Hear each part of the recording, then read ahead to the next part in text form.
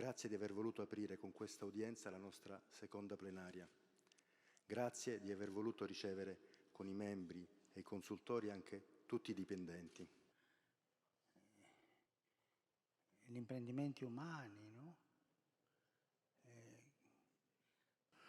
Comunicarsi è proprio prendere dall'essere di Dio e avere lo stesso atteggiamento.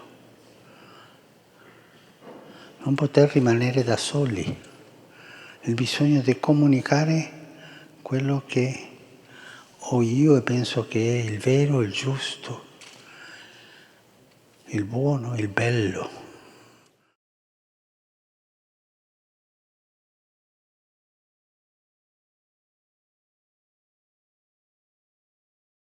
Se voi volete comunicare una verità più o meno, ma senza coinvolgervi, senza testimoniare con la propria vita, con la propria carne quella verità, fermatevi, non farlo.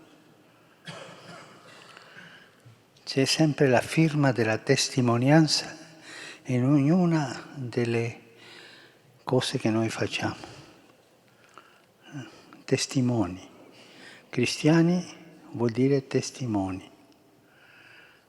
Martiri.